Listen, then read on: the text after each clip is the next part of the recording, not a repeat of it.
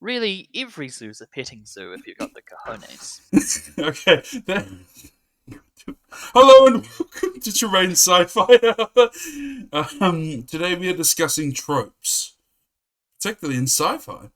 So we'll kick us off with I don't know, who would get annoyed the most? Jodar, what tropes annoy you the most? Why do you say that? Because I'm a woman? Oh, Jesus Christ! Thank you, Jodar. Now I'm getting Welcome cancelled. back. Welcome back, Jodar. I'm kidding. Welcome back, Jodar. Thanks. I have a couple.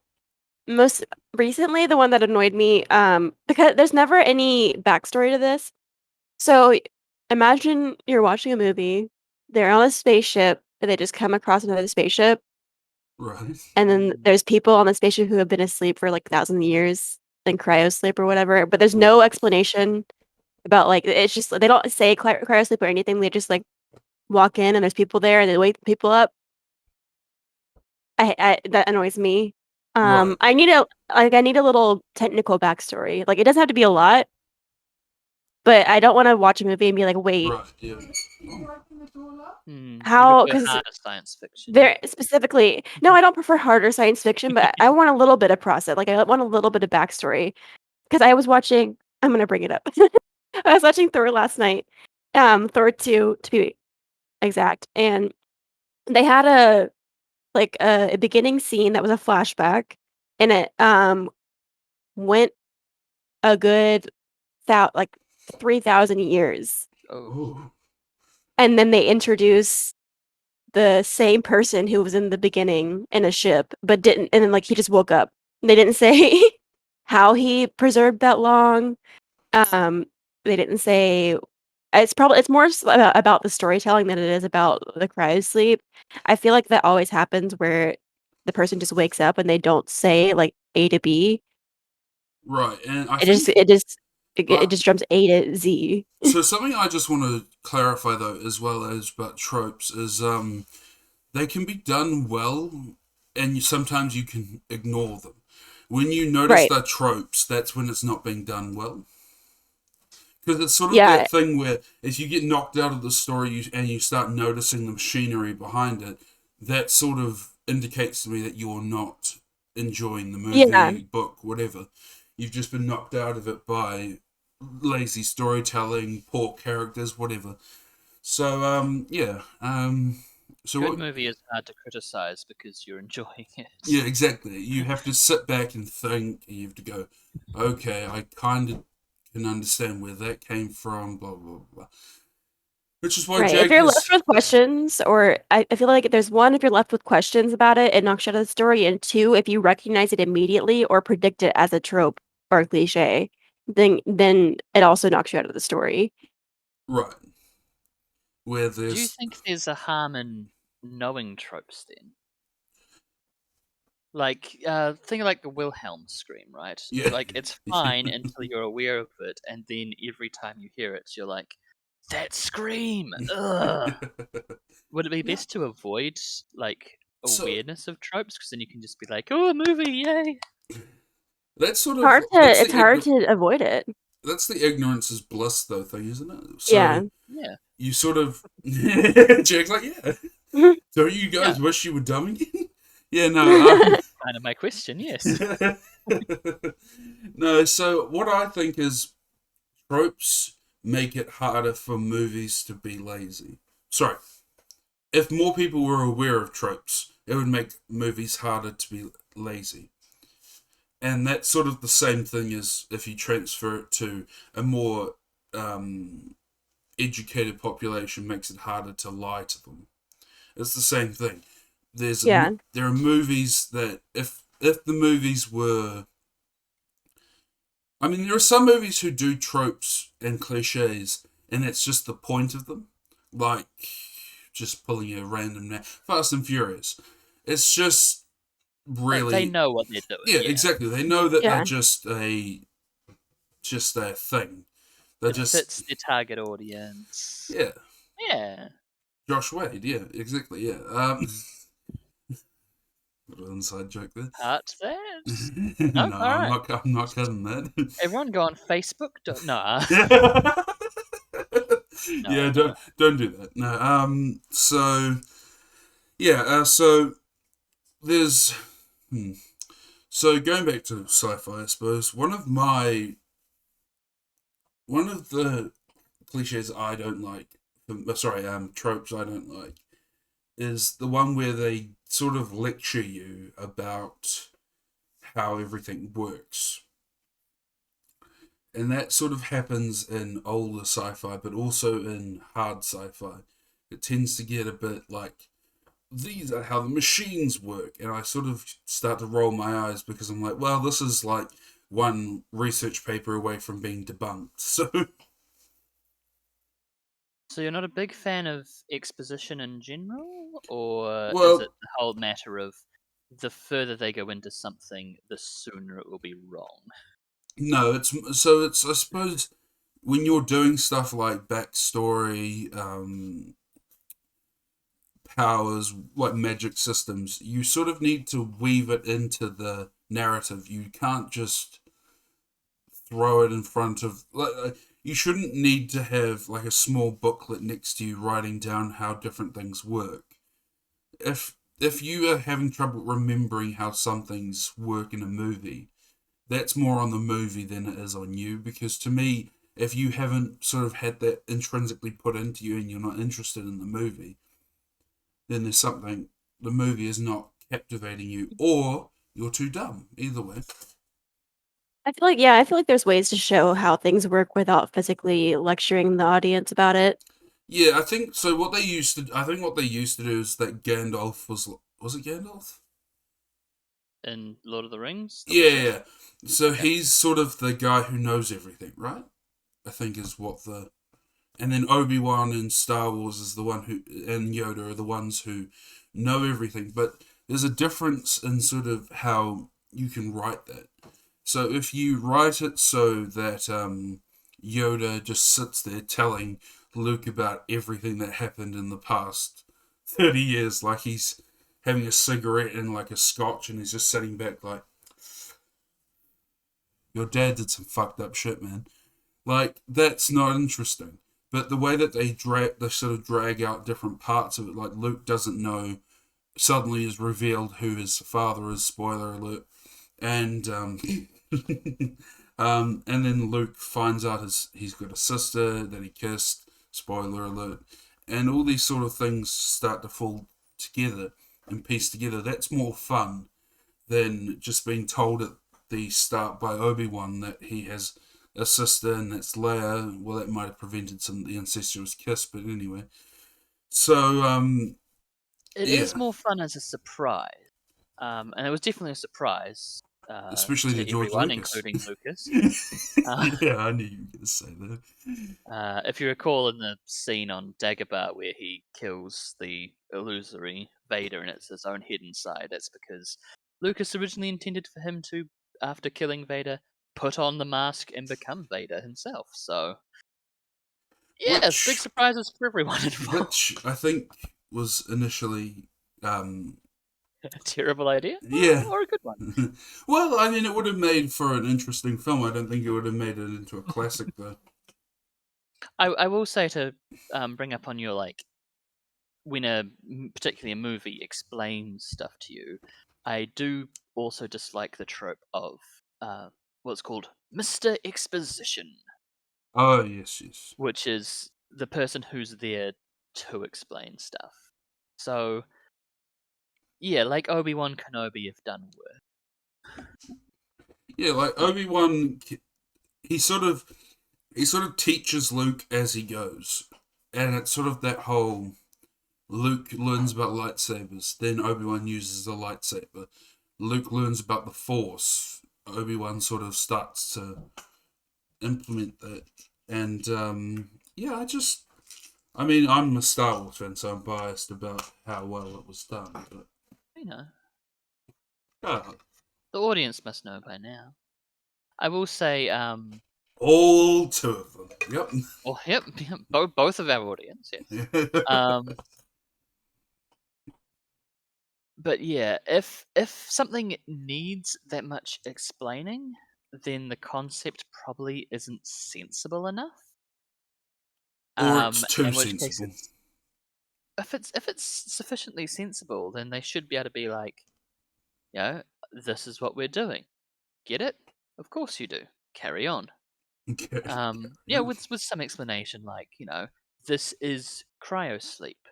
We've had this, this isn't, especially because cryosleep has to be an old technology because it's been used a long time ago for it to be relevant now. Yeah, In Walt your Disney got Thor for example, or Walt Disney's head, yeah. But yeah, it has to be like, this makes sense. We don't need to explain it too much. Right. But if there's no explanation at all, then it doesn't make sense. Yeah. But there's a It kinda balance knocked me out. there. I would watch it with 2 other I was watching with 2 other people, and we all went, "Wait, how did he, like, preserve that long There's for cryosleep. thousands of Why has years no just one else done floating?" this? And there was no, like, cryosleep that usually you can imply it by them being in some sort of container that are, like, frozen or something. Right. He was just, like, standing in a or being suspended in a ship. Oh. He wasn't really standing, he was, like, being Was suspended in a ship. So, it's not really I don't even know if it was really cryosleep, but that was the implication was he because cold? there mm, I mean, everyone implies that space is cold. So So, is he if the just in ship was space? not working yeah, he was in a ship that wasn't working, like, just floating around space. So, I feel like they were trying to make it seem like he froze in space. Right. Well, then I don't understand. Yeah, I really don't it doesn't make any sense to me either, and, it didn't make sense to the people that were watching with me. Hope he doesn't. Um, Hope he doesn't float in front of the sun and just suddenly get awoken and then sucked into. yeah, um, I don't know. I mean, if he doesn't start with a good angular momentum, then the gravity wells are just gonna throw him into a planet or something eventually. But this also was, like, a population that had magic, so and it could have been I something magical, so but they Deus didn't Ex imply Machina. it. They didn't, like, say anything about the magic, they just But had, like, is someone he one of the frost giants? Like, No, he's, it was an elf. He was a dark elf. what? Yeah. If it was a frost giant, you could be like, oh yeah, they can freeze. Yeah. Yeah, But he like, dumbass. she I'm this willing has to been out have for like that. a while, so I don't care if I do any spoilers. Like, she, being Jane Foster, got teleported to some other dimension somehow, through, like, a collapse in the boundaries of each dimension. So she, like, kinda just walked forward or, like, got sucked forward and was in a different dimension and touched this guy's magic weapon, and then Oh. it woke him up, but they never it makes sense, but they never explained how he lasted that long, and they never showed, like, how he got away Yeah, from that's the cutscene.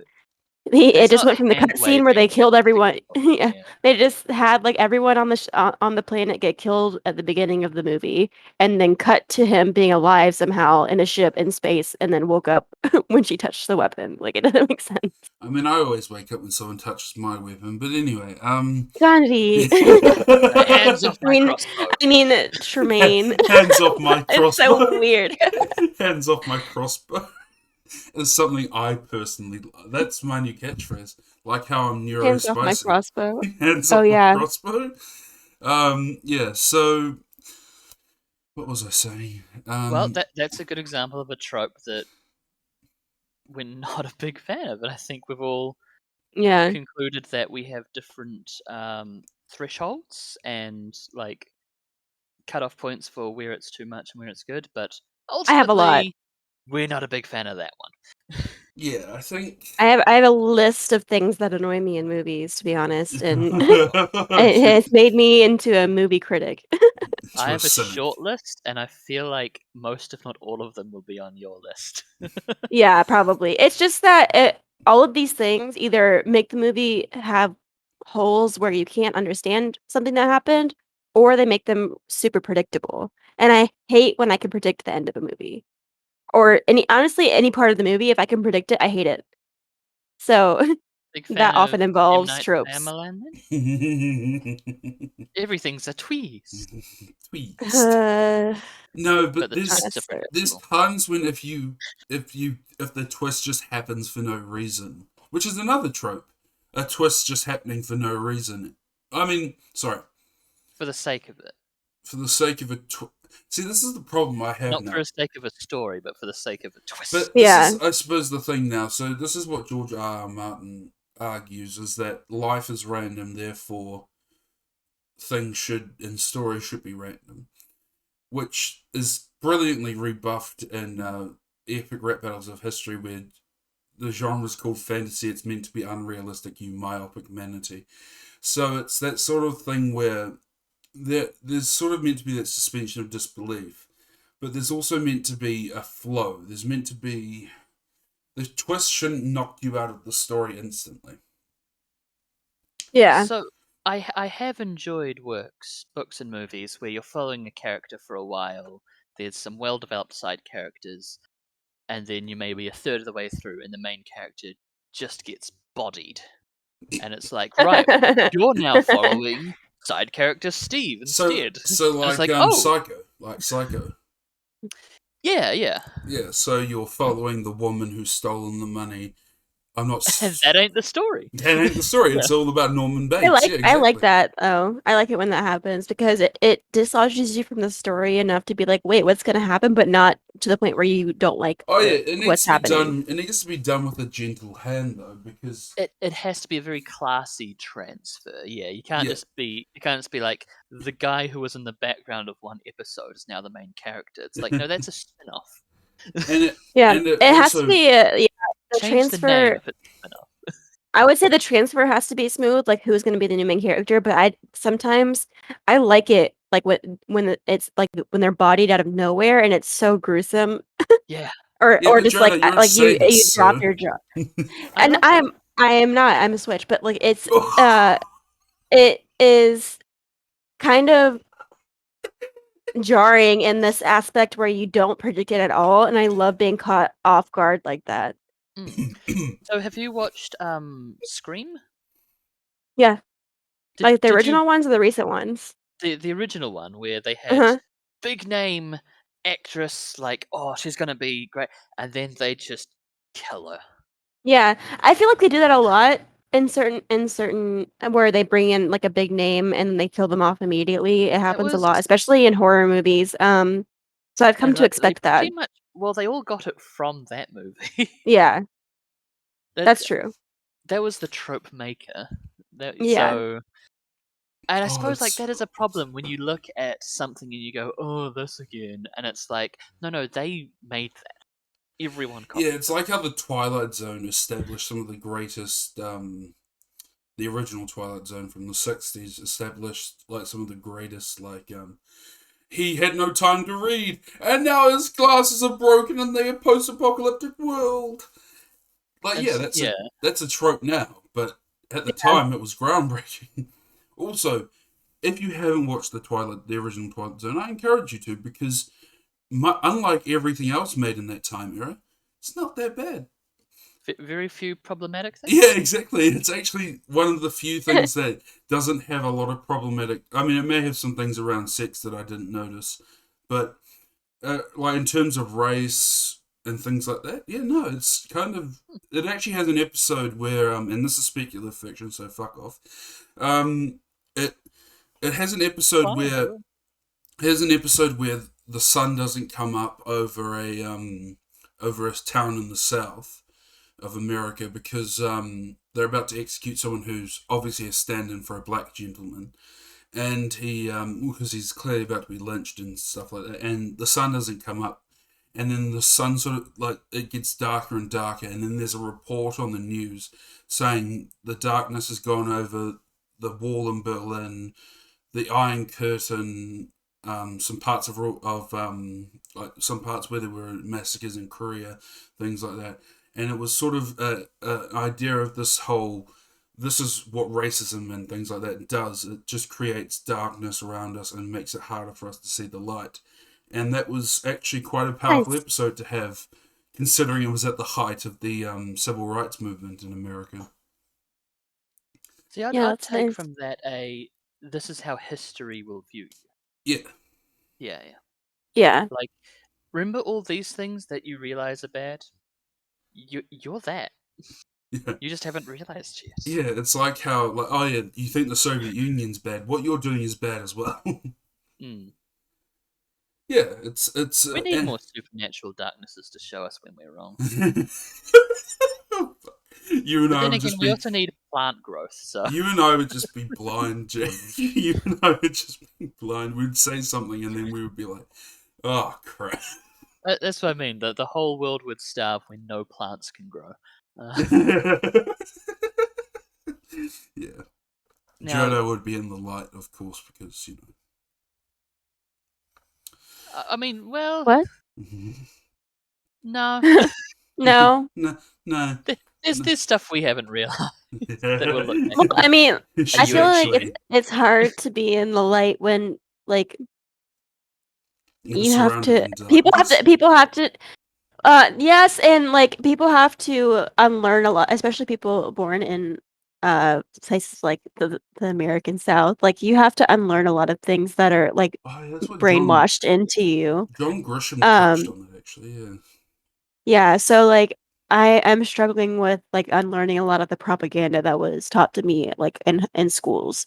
So it's not easy, but it's a process. And I wouldn't say everything's light because there's a lot of times that I was ignorant about things that I had to unlearn Right. as I age. Not saying that I'm old, but like in the aging Well, process. well.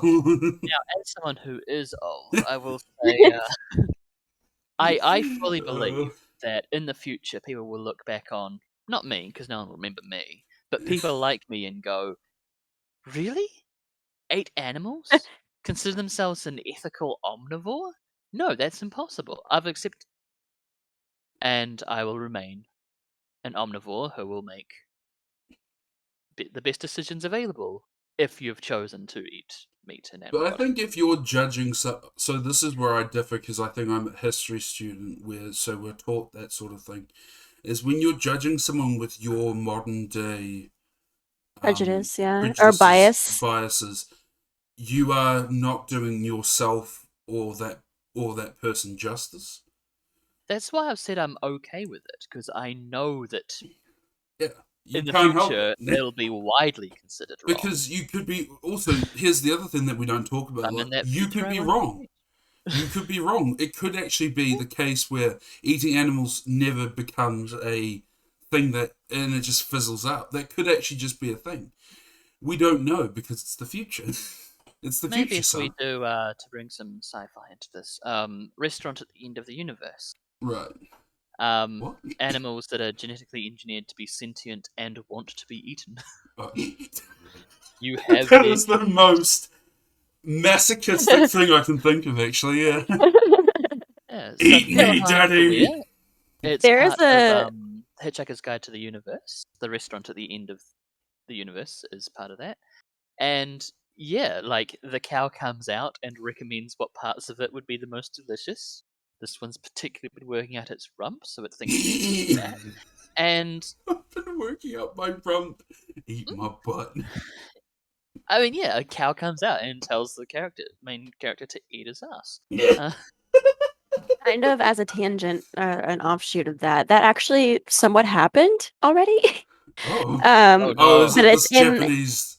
Is it the Japanese Hmm? conceptual artist? that wanted to kill and eat someone, so he put it online that he Oh no, wanted to kill that's and eat someone. German. And That was okay, Russian, wasn't it? yeah, that was German. Yeah, so it Yeah. was. Yeah, so for anyone that's listening, there was a man who wanted to kill and eat someone, so he put it online that he wanted to kill and eat someone, and someone responded that wanted to be killed and eaten, so they did it. Like that. I mean, that's like a full circle. Like, if soulmates exist, that's it right there. I mean, It's a full circle. You've just killed and yeah, eaten your soulmate, but yeah. yeah, Well, but it was even meant without to be. And if even you're put without off by killing, cannibalism, go fuck yourself. stop Oh my telling people to god. do that. They'll do it or not if they feel like it. We're Alright. sex positive here, It was Tremaine. 6. All right, back on track. Yeah, okay. So we're moving on now from Who who has cannibalism. who has another trope that they just can't stand? Because I I think still have like still have one, high yeah. tier ones for me. Okay, Yeah, me go. too. All right, who first? Jag first, because Jodar started. Simple. Okay, so When she called me a y- sexist. Yep, the, carry on. the main character doesn't have enough motivation to do what the story requires of him. Right. It's usually a guy. So his partner or someone he's influenced by, usually a lady, is kidnapped or attacked in order Killed. to get or kill, yeah, in order to get the guy to do something. Make a better motivation. Can't people do stuff because they think it's right? Not because it's finally come and hurt them in some way. I'm fine with genocide, just don't kill my wife. Don't Like, kill my wife. no. No, I can. Yeah. So what I think there's something else to that, and I think I'll let Jodo talk about it because I It's don't want to get. lazy and garbage. Yeah. So I think it's also to do with the idea that I don't know how to write a woman character, so I'm going to kill her off pretty quickly so that Oh, that's putting women in fridges, which is another issue. Which is, I don't know what to do with her, hide her. Yeah. I've never met This a is woman before, so I'm this is just gonna people put her in can't the write fridge. male characters either. I don't know what's worse, killing her. I feel like Okay, Jodo, would you rather be killed or put in a fridge? no. I mean, I don't know what's worse. I'm saying I don't know what's worse, but I know what I would prefer. Like either killing her off or keeping her in the story with no character depth. Um, and I think I would prefer. I think it adds more to the story if you just kill her off and then keep her around and having her just be kind of a gray area where everyone's like, she doesn't. This character doesn't make sense, and it kind of removes you from the story where you're like, why is she here? At least if she's dead, she can be important. Yeah. But again, it's still just bad writing. It's still bad. Overall, it's bad writing, but I prefer her to be killed off than to than to be stuck in the story and just be kind of like a bland gray character where everyone's just like, why? More of an ongoing abuse. Yeah. What's Yeah. so? What's interesting actually? I've had a bit of personal growth with this in my own writing, which is I actually had a character who was the love interest of the main character, and she to me she wasn't fleshed out enough. So I actually went off and wrote about her instead, and I'm surprised how what do you call it? How quickly it made the main story better. So there was a sort of because now there was a depth to the character that didn't exist before. So there's sort of a I mean, I am a novice writer, so it's sort of to be expected that I wouldn't get it right the first time, and no one really does get anything right the first time. But unless you're Jag, in which case you're perfect. But yeah, Jag Yeah, is a perfect there's a thing. lot of tropes surrounding the development of female characters or even like queer characters. It's that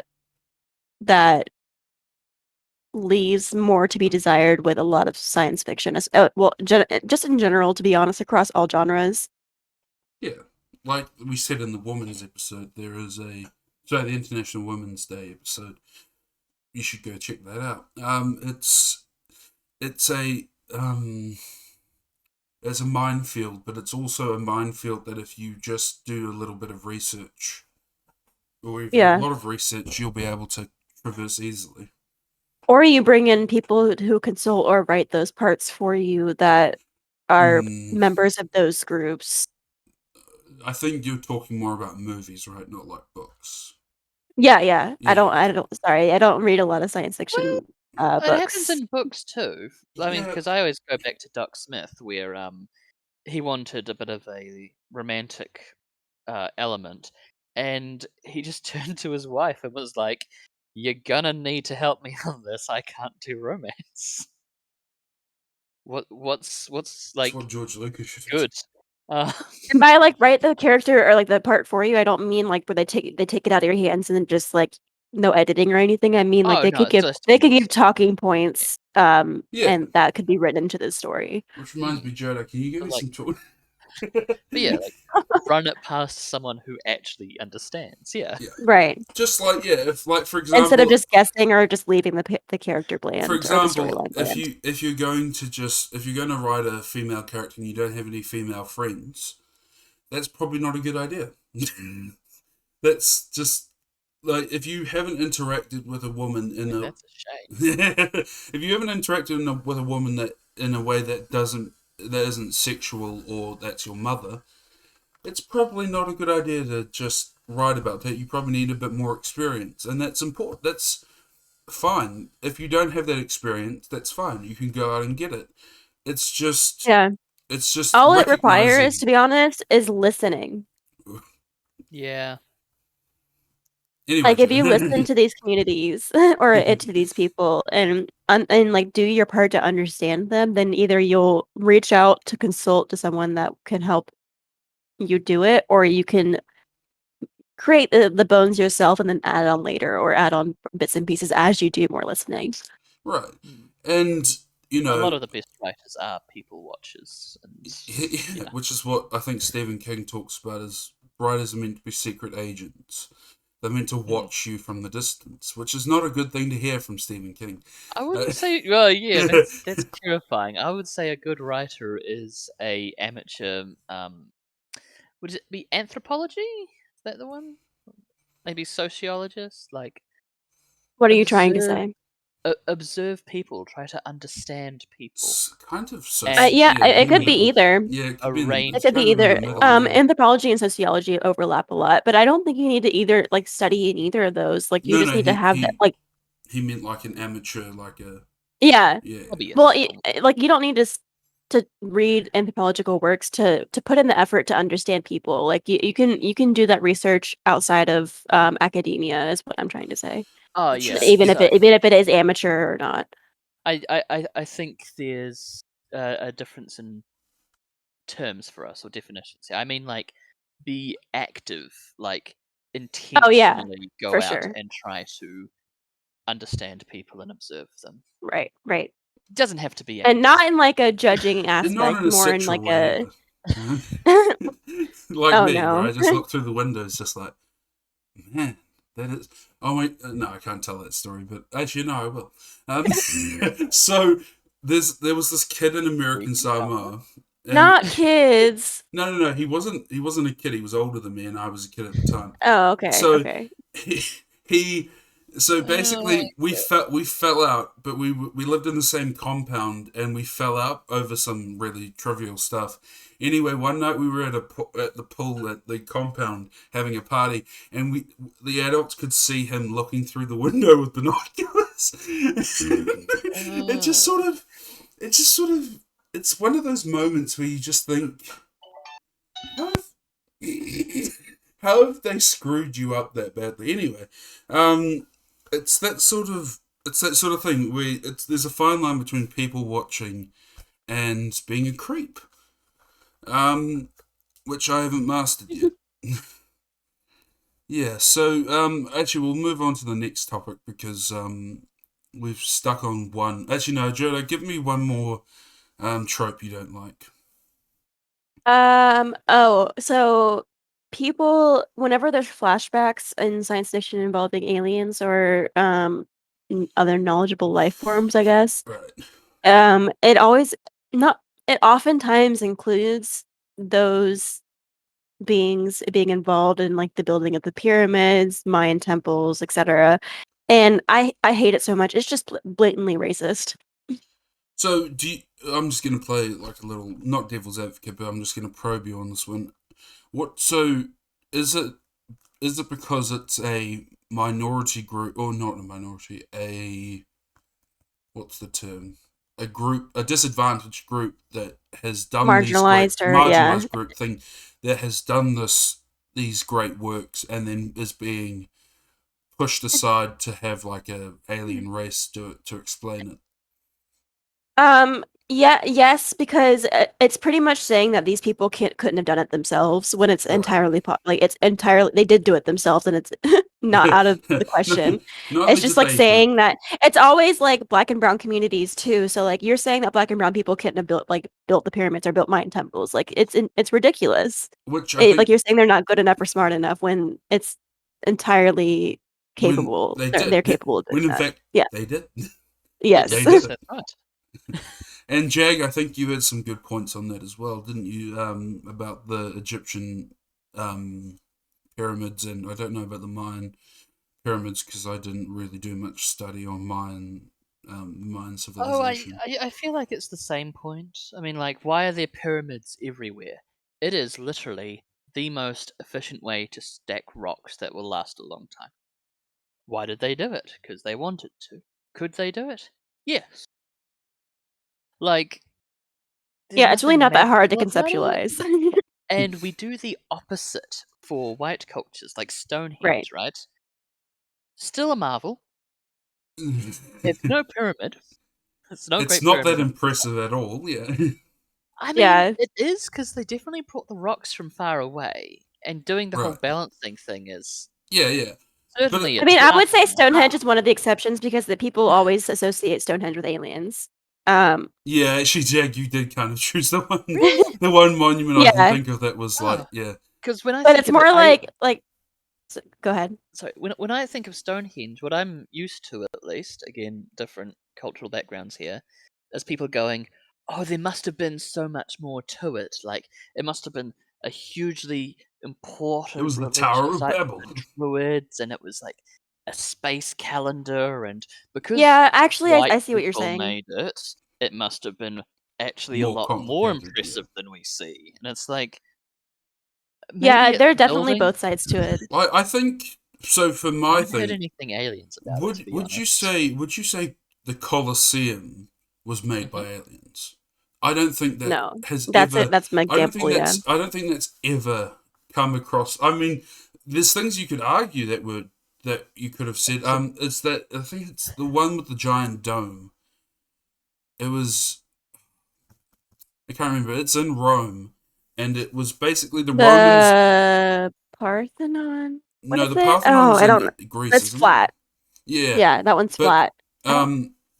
so basically, the giant dome. They didn't know how to do it in the Renaissance until someone figured it out. But in the ancient era, during the Roman times, before the Dark Ages, they knew how to do it. There was a the scientific way of Pantheon?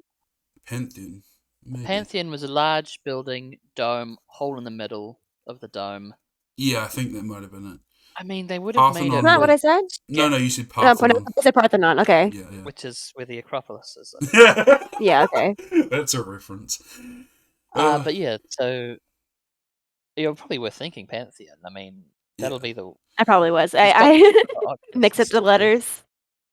It's all Greek to me. Um, it's all just whitey to me. So leans back, smokes cigar. but yeah, they would have done that with scaffolding and concrete, right? yeah, probably. I mean, there was something to do with the Renaissance didn't know it because the people in the Renaissance didn't know it because it had been lost to the Dark Ages. So there are some things where you can eat where you can think that where like there's a but the pyramids. Not to say that they're simple because I wouldn't know how to build a pyramid, but I'm saying it's not. There's a lot going on inside them. It's got a lot Yeah. going on inside it, but it is sort of like a thing that seems possible. I mean, to me at least, it These seems Yeah. possible. constructions, yeah. Whereas some of these dome structures, not, and there are some dome structures that I'm sure that exist in other cultures, but to me that seems more like, oh, this couldn't have happened at this era. Yeah. There's other ways to imply that aliens had a Yeah, like a hand in history in your science fiction than yeah. taking I treated that agency very from black kindly. and brown communities. Yeah, and it often does target those communities, which is a bit of a stupid thing to do. But yeah, It's based off our biases preconceptions. Yeah, on those things. Right. Yeah, we look at them and go, "Wow, someone else must have done it." We look at There's all the ancient slurs. European things, and we go, wow, they must have been so smart. Right. And sort of a tangent is I hate how people say stuff like, oh, Greek fire, we still don't know how it was done. And it's like, we have 20 ways it could have been done. We don't have We, the precise way it was done. we We don't have... know the recipe. We know how to do it with materials of the time. We could do it with wood naphtha. The Romans had concrete that could sit underwater. One, so do we. Two, we have the recipe from pre-Christian writings. We have the recipe for it. Yeah. It ain't magic. Yeah, and But because they're white, we go, wow, they were amazing. And we yeah. build this mythology on them being even smarter than us. And it's like, No. I mean, we have they more were access to knowledge. they were Don't make us smarter. they were incredibly what do you call it? But they had the Inventive, creative. they had the benefit of 1,000 years of stability, of arguable stability, to build on, which is something that is very crucial to making sure technology survives. Which is a reference to the Asimov episode that has come out today, which is not dating the recording at all. Why would you do that? Okay, No. so we've spent an hour on what tropes annoy us. Are we doing the tropes we enjoy? 41 minutes to be precise. So what trope? Just to wrap up, what tropes do you enjoy? I anticipated this might be a bit empty, so I allowed you guys to just go a bit crazy. I don't have a problem with them if they're done well. I will say that. Right. Or if they're not problematic and they're done well. So the light speed, travel in space or whatever, that's a trope that happens a lot. I like seeing how people come up with the visual ways, like the graphical ways to portray that. Right. Like there's different visual effects again, I don't do a lot of sci-fi reading, so that's one of the I'm usually talking about movies or shows. Like the different visual effects in space, whether it's lights or like illusions or whatever. I like seeing the differences in that.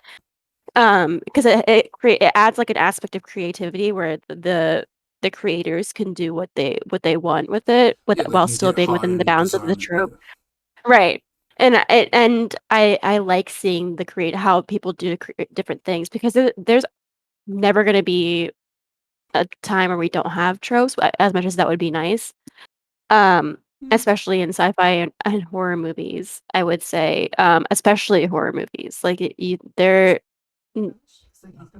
horror movies are just dwindled down to being a bunch of tropes. But if you have different creative ways of doing it and